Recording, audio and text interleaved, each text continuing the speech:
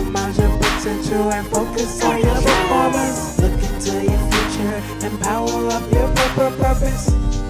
Power people, let's change our mindset, people. Let's empower people to see all their potential when they power up and make your official. Maximize your performance and focus on your potential. Look into your future and power up your purpose.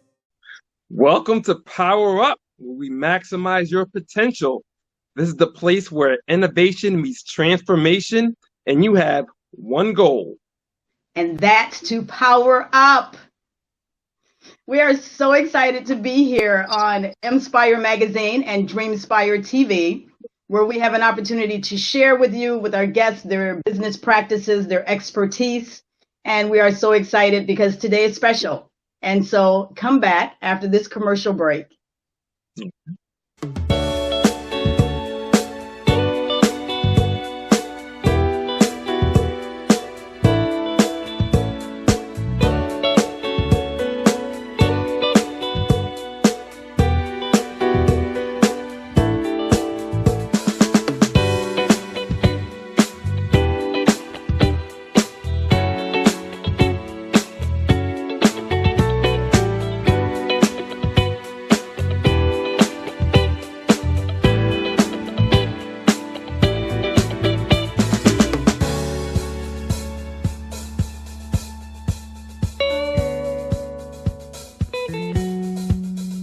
So, welcome back.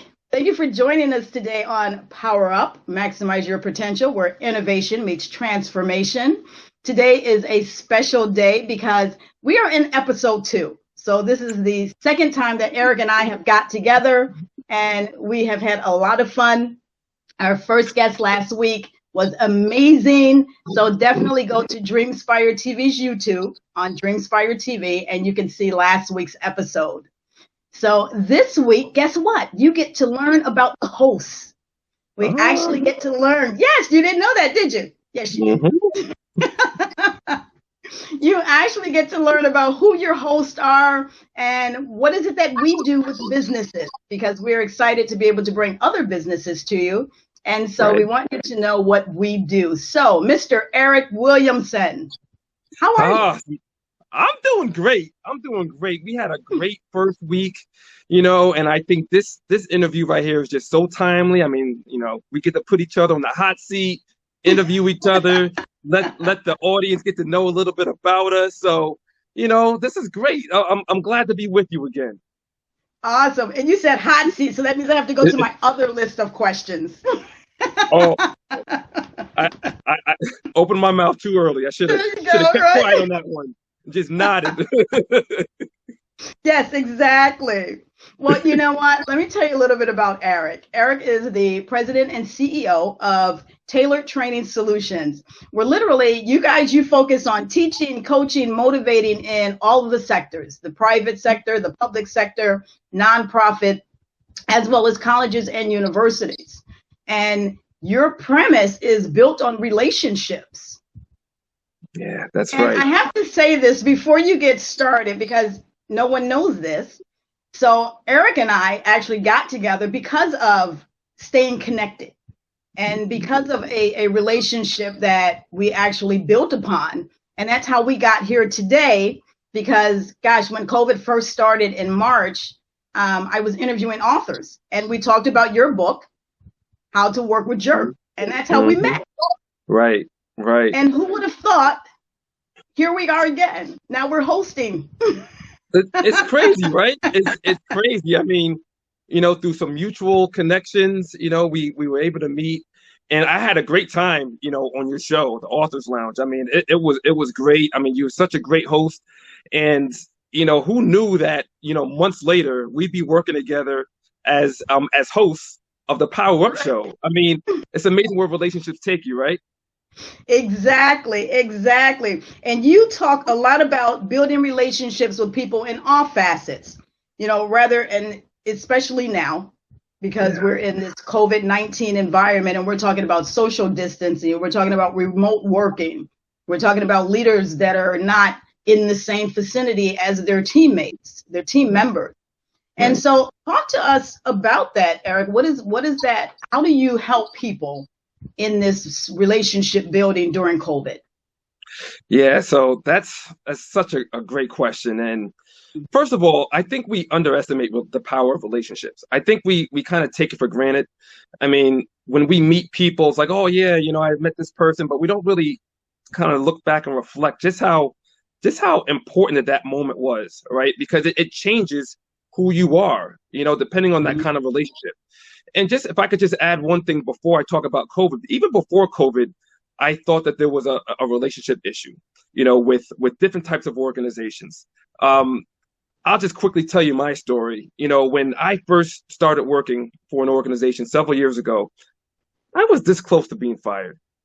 I was so close to being fired because I couldn't handle myself. I didn't know how to handle myself in the workplace. I didn't know how to manage my relationships with my mentor, with my boss, with my coworkers.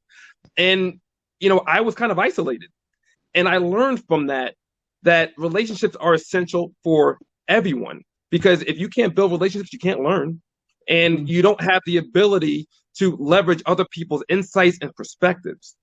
And so that's what I've invested in so much even before COVID. But now relationships are even more important, because relationships were an issue. Connecting with people was always an issue, even before, just trying to manage personalities and improving communication. But now we have to rely on different tools in this COVID environment. So we don't have that face-to-face connection we were once used to. We can't always rely on the body language and the tone of voice. We can't rely on all those factors in order to manage those relationships with people. And so right now there's additional barriers, and it's not just COVID. I mean, it's the social unrest that's going on right now. People aren't able to have those conversations due to a variety of reasons. People just don't feel safe enough to be able to put yourself out there and to be able to build that relationship and open up and share your insights. And so what I've invested in right now is, how do people manage relationships in today's COVID environment? And so what I've been doing is I've been providing several types of programs. I have my signature flagship, which is the How to Work with Jerks program. And that gives people the tools that they need in order to manage the relationships with the people that they work with and serve. So, for example, sometimes, when you're in the workplace, it doesn't even matter whether you're a real estate agent or whether you're a C-suite executive, that relationship that you have with the people that you work with is essential. Because if you're not able to connect with the people that you work with, then not only will there be damaged relationships, but people won't trust you. People won't trust your ability to vouch for them. People won't trust your ability to be able to handle certain situations if there's no trust. And you can't get trust unless you are able to build relationships. So I tried to synthesize this and crystallize the ability to build relationships through certain processes that people need in order to do that. I think that's so important, because oftentimes people don't really build relationships, and there's a political terrain that exists in that corporate environment, right? And so how do you navigate through that terrain that's going to be beneficial for the company, for your teams, for your goals? And so you talk about EQ, emotional intelligence. You talk about that, and you talk about a 3-step process that you actually use, which I think is what you were getting ready to talk about. And so what is that 3-step process? Yeah, so this 3-step process, this has helped. I wish I learned about this earlier. I wish I was able to come up with this like several years ago. I think my experiences would have been a lot different, had I was able to implement this 3-step process in my earlier stages in life. But this 3-step process is called the Aaa Method, and it stands for Assess, Analyze, Act. And in this 3-step process, it enables you to be able to systematically, thoughtfully, to be able to manage your emotions and manage the stress and any kind of conflict that you deal with people on a day-to-day basis. So that way you can focus on the situation and not the pettiness or the time wasted in trying to resolve the conflict at that manner. Just in general, we can spend up to 3 hours a week just dealing with conflict with other people. And that kind of wasted time can be either a few things. It could be something like just, just gossiping, right? Just say, can you believe this person said this to me? Can you believe this person did this? Can you believe that the person did that? You know what? That person is this, that person is that. That person is a jerk, right? And you can just waste time with someone else just talking about that situation, and it's still unresolved. And by the way, you still got work to do. And so that's a time waster, and it's taxing. Another thing is that we can waste time just avoiding the person. So if we don't want to talk to that person, we can go through an intermediary. We can have someone else, we can have someone else get the work done for us. So we can go through someone, and that just takes time, even just trying to avoid. So here's what this 3-step process looks like. The first step is, in the assess, analyze, act method, is to assess the situation. And that means assessing what your body language is during this kind of conflict, what your body is telling you. So for example, sometimes, especially like when I have conflict with my wife, right? Or just anyone else, I have a tendency to stutter sometimes, and it's hard for me to get my thoughts together. And sometimes when I don't recognize that, when I don't compose myself, it just sounds like I'm belligerent and I'm not getting my point across. And that could be harmful, not only to the relationship, but my ability to get my point across. So when you assess the situation, for me, that means that maybe I know that I'm getting stressed because my heart is beating really fast, right? Or maybe my mouth is getting really dry, or my palms are getting sweaty, or I'm just so focused on what my response is, I don't even know what somebody else is trying to say. I can't even focus in on that, right? And so when you assess, it forces you to really think about what your body's telling you. And then once you determine that, once you can assess your body, you can do a really quick assessment of that. Then you move on to step 2, which is to analyze. And that requires you to analyze, well, what's the situation? What's going on? What's prompting your body to act out like this? What's prompting you to, really furrow your brow, or to, or to just really feel like you're dismissive to someone else? And it could be a variety of reasons. Maybe, if we were in the workplace, maybe I was just stuck in traffic, and now I get to work and I'm late, I'm behind schedule, and I've got so many meetings, I just can't get my thoughts together. Or maybe I've got so many different competing priorities going on right now that I am so stressed and I might just act short and abrasive. So it could be that. Or maybe I didn't like what you said to me the other day and I just can't get past it, right? So that it forces you to really analyze what that situation is going on. And then the last step is act. Once you understand that your body's telling you that you're stressed, or that you're in conflict, or that you're in an uncomfortable situation, and you're able to associate why by analyzing the situation, then you can take a more measured approach. You can come up with a more thoughtful response. Because let's be real, Cheryl, how many times have you just gone to step 3 and just acted? Someone, you've been in a situation and you said, you know what? This, whatever response you came up, maybe you had a knee-jerk reaction, pardon the pun. And it could have just created, it could have just complicated situations for you. So when you go to step 3, you're able to connect step 1 and step 2, assess and analyze, and then you can take a more measured approach. Do the thing that, say the most appropriate response, respond a little bit more appropriately and thoughtfully, and that'll get you through that specific situation. But just think about just being, someone sideswiping you, getting in a car accident, somebody cutting you off. How many times have you just acted?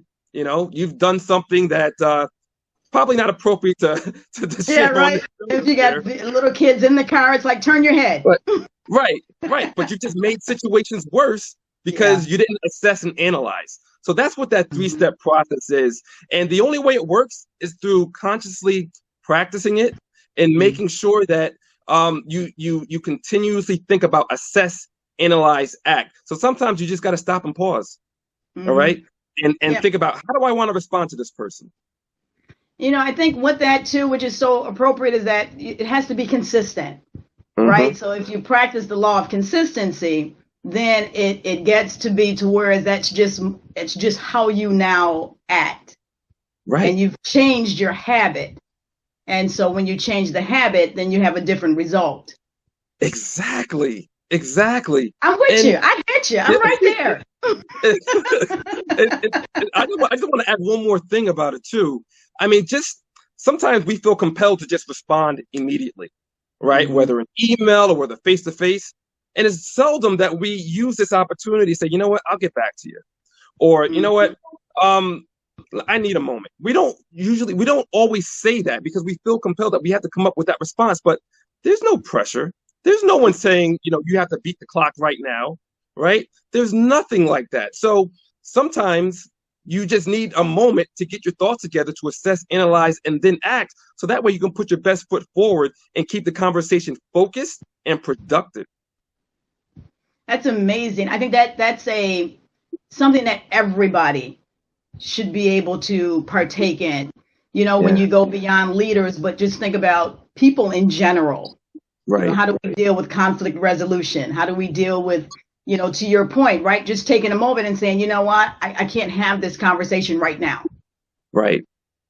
Right. So, well, wow, Eric, thank you so much. Now you have some self-development and improvement tips that you want to leave us with. So I want to talk about that. And then I also want to talk about, and I think I'm going to make this your tagline, Eric loves you. And for those of you that are spelling love the correct way, this is spelled L-U-V because he listens, he understands, and he validates. So that's what also makes a great trainer and coach. So with that being said, Mr. Eric that loves us all, give us the tips. Yeah, so you know what, I'm going to share with you one, and if we have time, two. The first tip that I like to share with people when you're trying to manage conflict, when you're trying to improve on situations, I recommend people ask the question, what, not why. A lot of times when stuff hits the fan or things just don't go our way, we ask questions like, why is this happening to me? Why is the world against me? Why did this person give me this negative feedback? You know, or why can't I just get this client to just see things my way? And when we ask that question, why, oftentimes we are one-sided. We're biased. We're saying, you know what? This person doesn't like me because they're a jerk. This person doesn't like me because they just don't get it. The world is against me because, you know what? That's just the world is. The world is against me, and that's just that, right? But we don't really try to solve the problem. We're not proactive in our response to address the situation. So instead of asking why, you want to ask what. So for example, instead of asking, you know, why, let's say you're receiving a performance review from someone, and your boss is saying, well, you know what, you need to work on this, that, and the third. All right, you need to improve on those items. Sometimes we take those things personally and we say, well, why did my boss say that? Or why is this person against me? Instead of saying why, you want to think, what can I do differently for a better outcome? What are the things that I can do to improve my performance? What can I do to get this client on board? So when you ask the question, what, you force yourself to proactively think about what you can do to solve your specific problem. Because let's be honest, sometimes, you know, I know me, when I ask the question why, I'm venting. I'm spending a whole lot of time venting, and then I go down the rabbit hole, you know, and talk about, well, this makes sense because this other situation happened, and that's why, you know, things are the way they are. But when you ask what, you actually put some serious thought into solving the problem and not just complaining about it. Awesome. Hey, Eric, thank you so much. Listen, guys, you've been listening to my partner, Eric Williamson of Tailored Training Solutions, and we're going to go to a commercial break, and we'll be back. Ooh. And we're going to turn the tides. I get to ask Cheryl some questions next.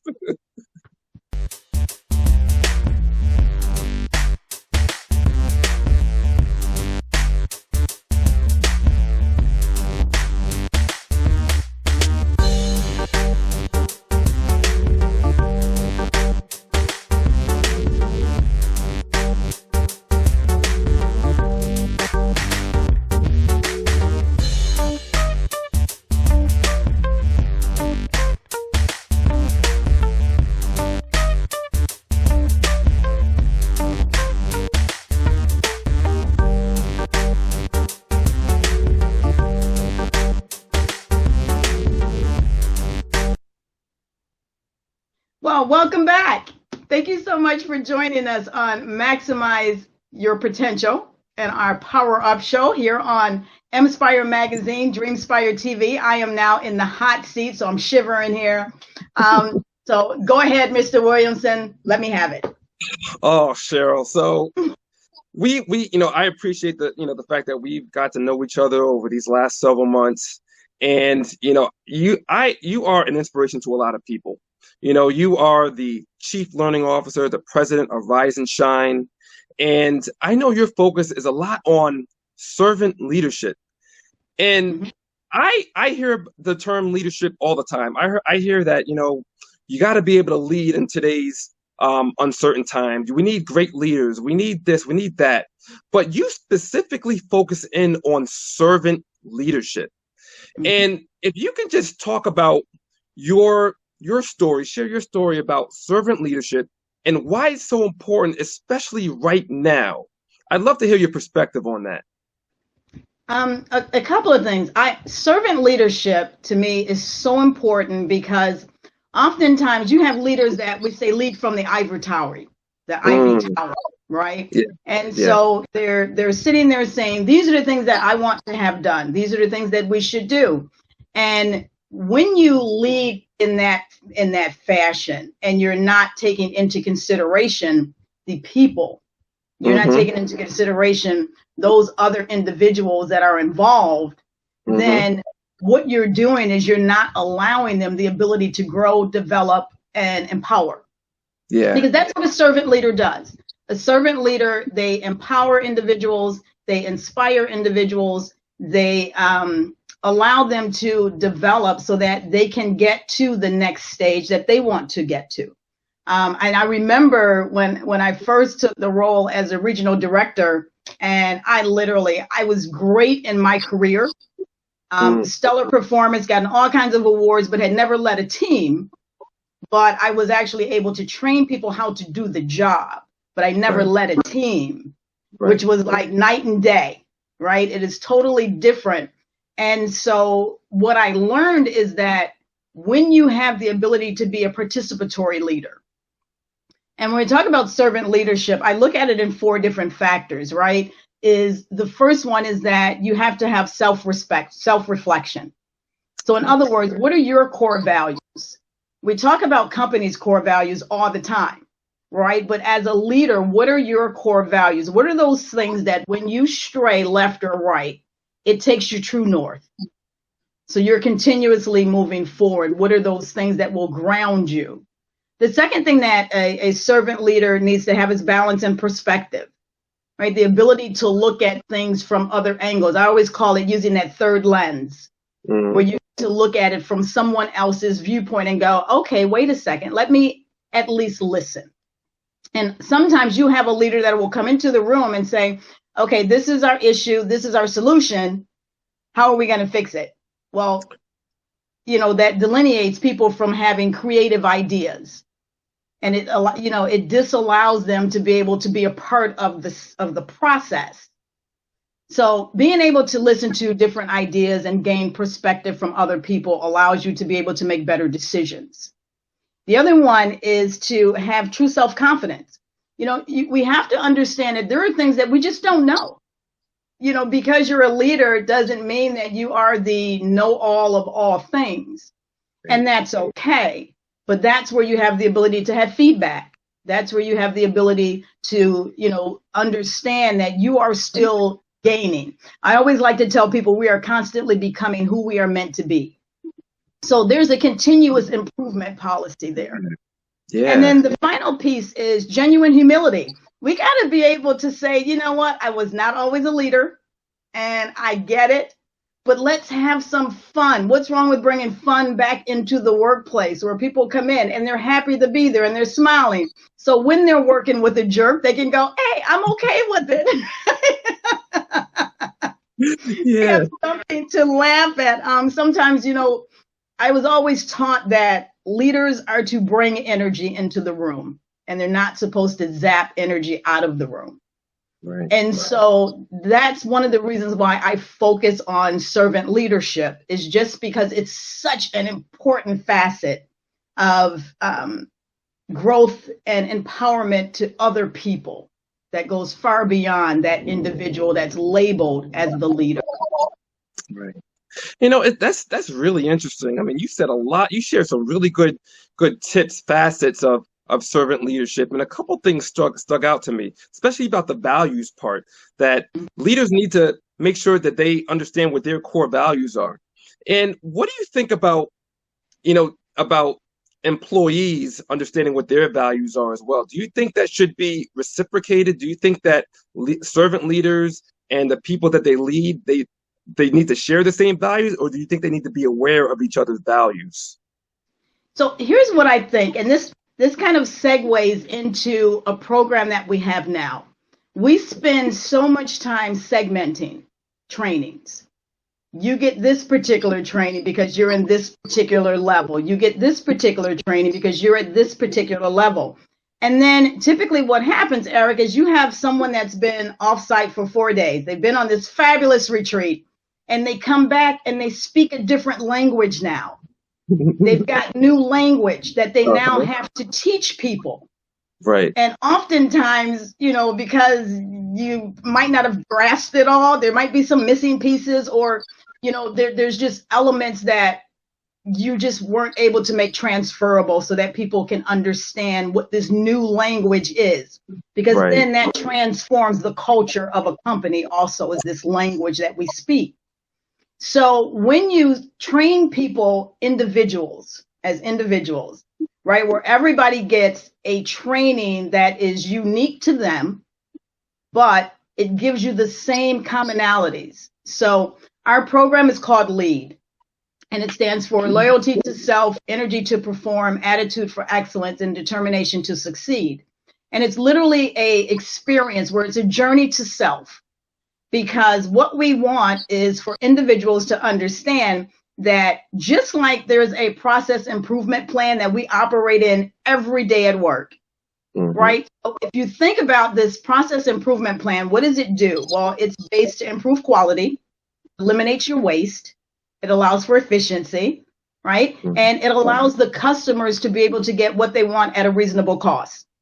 Right. So now we're talking about a program that I also work within is Lean Six Sigma, and that's customer first thinking and Kaizen. And so when you start looking at it in that fashion, then you realize that as an individual, I also have customers. My customers are my families, my family members. My customers are my coworkers, my neighbors, myself. And so why not give a training that allows people to be able to implement a plan that will work not only for one area, but you can duplicate it because it's sustainable and it works for another area and another area. Now that's the whole philosophy behind using Lean Six Sigma. What we've done is we've just revolutionized it, and we've brought it to where it's going beyond manufacturing, because that's where it started at Toyota in manufacturing and Motorola. And it's in a lot of Fortune 500 companies, and it's specifically based on business processes. Well, we've taken that same concept that has been very successful, and we've put it into individual development. So now putting together an improvement process plan for you is really sustainable, because you can do it for your finances. You can do that same plan for your career. You can do that same plan for your relationships, for your social, for any area in your life. You have the tools to be able to implement it. And so now everybody speaks the same language, which is what's important, because now you understand what the goals are and you can actually help one another. And it's not always I'll get to it and we have to schedule a class. And, there's all of these things that happen during the course of the day where, as you stated, right, leaders are spending almost 10 to 18% of their time in conflict resolution. Right. Right. So if we all spoke a language that allowed us this process, how much easier would it be for two people to sit down at the table and go, okay, wait a second, let's get to the root cause. Because in Lean Six Sigma, that's where we focus on. It's called Gemba. Let's get to the root cause of what's going on. Gemba. I love that. I love that. So, and so that's what we do. So when we take this plan and we put it into our lives, it works exactly the same way. Right. So I'm so excited about it. Can you tell I'm excited about it? I mean, I'm excited just thinking about it because I never knew that stuff about you. I never knew, about a lot of the things that you're doing, especially the LEAD program, how beneficial it is. I mean, not only does it sound efficient, but it's scalable. I mean, you can not only just implement it in the workplace with the corporations, but you can do it in your personal life. And that's exactly. That's really meaningful. Wow. Exactly. And so then what does it do? It allows us what we all need, right? Continuous improvement. Mm-hmm. And that's where we are. But it's a mind shift, right? It's a mind shift. It takes us away from segmenting trainings and looking at something differently. And so when you think about that, I always say, well, okay, very long time ago, we thought the world was flat, right? Until somebody went beyond the edge. So here we are again, thinking that this is the only methods of development, when here's a brand new, unique, revolutionary concept that will allow you to be able to do some things a lot easier, more efficient, more streamlined, eliminating the waste, looking at your value stream, and fishbone diagrams are not that hard. Yeah. What, Cheryl, what's awesome about what you said is that, what I'm hearing from you is that you are zigging where a lot of servant leaders in your position are zagging. You zig while other people are zagging. And I would love to be a fly on the wall when you are proposing your LEAD program to CEOs and other business leaders, because I know that some of them have been used to a certain form, that segmented training, right? But you were introducing a completely revolutionary idea that I'm not saying that other people are smart, but only some of the people who are practicing that kind of innovation are really going to be open to and really consider. And it may not happen all the time, but how does that work out? Like when you are when you're sending this proposal over, when you're meeting with these CEOs and introducing this LEAD program, what's some of the feedback that you've received? Well, I'll tell you, we just launched it September the 8th. So nice. We just launched it a few weeks ago. I've worked with a psychologist, Dr. Tracy Thomas, who has actually put together we call them LEAD letters. And these are the initiators for the tools that will follow using Lean Six Sigma. So she's put together these letters that will allow you, if you think about a Mad Lib, right? You remember Mad Libs? There were these really fun things. You filled in the blanks, and it ended up with this really funny story. Well, we've taken the concept of a Mad Lib and we've put it into development. And so now this Mad Lib actually designates for you, by you completing it, areas in your life that you want to focus in. And it also allows you the ability to look at your past, because oftentimes we were going to talk about this concept, E plus R equals O.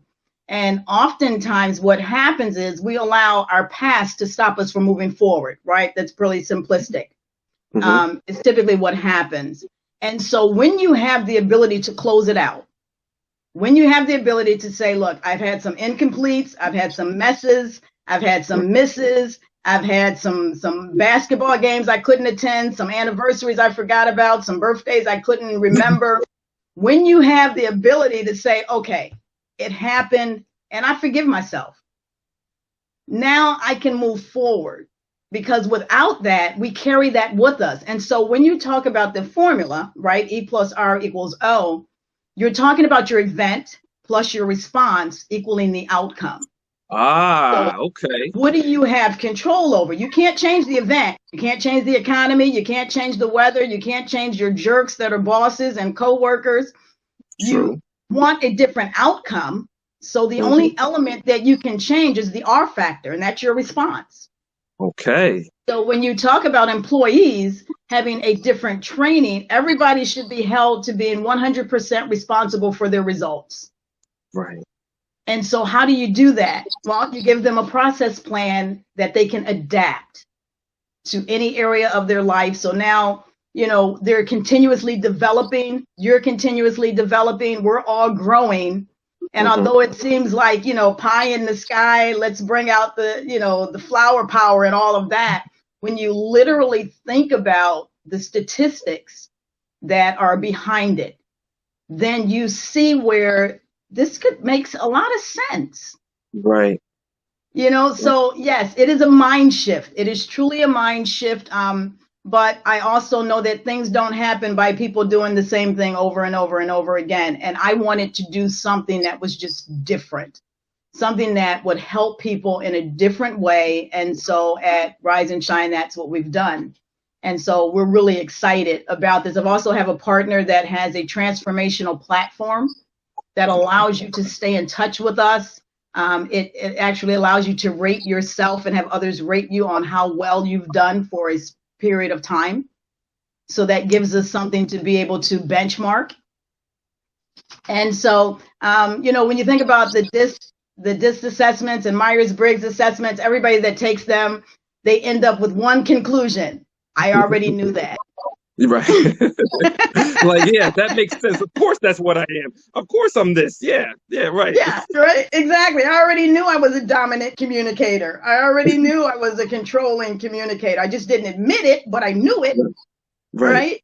So this is something that when you finish, I guarantee you won't say, I knew that. You're going to say, wow, that was interesting. I never thought about that before. Like, yeah, okay, that's really interesting. Okay. Yeah. Exactly. So unique, purposable, and usable. That's what we look for. That is awesome, Cheryl. That is absolutely awesome. And I love the E plus O equals E plus R equals O. I'm sorry, E plus R equals O. And I was a terrible math student, but that I can do. That I can do because I can focus on the outcome. I can focus on the result. That helps me do that. And I think that is awesome. And that is the essence of this show, where innovation meets transformation. And that's what I'm hearing from you. This is something that's revolutionary, that is innovative. So that is, oh man, that is awesome. I would love to talk more about this lead program that you're doing and all the other exciting things that you're doing. How's that seat doing? Is it still hot for you? You see me going like this, right? Like, okay, here we go. Here we go. Well, look, Cheryl, I really enjoyed hearing so much about your programs, what you're doing, how you are inspiring so many people to think through things differently, another way of going about things. And I think that's extremely important. And so I think now, it's about our time to kind of close things out a little bit. No, it's already. I mean, I think we have way too much fun, Eric. We have way too much fun. Honestly, I think I could talk to you all day. I mean, you share so much information about what we can do to improve. And that's what this, especially this month is self-improvement month, right? And I think between the both of us, we've been sharing some really great tips about what we can do to improve. I mean, even last week when we talked to Christine, she was talking about her float plan, about how you can use that every day instead of using a business plan to really check your blind spots and focus on what you need to do to improve. So this is just great. This is some great information. I'll tell you, speaking of Christine, you guys remember our guest from last week. Here's the book.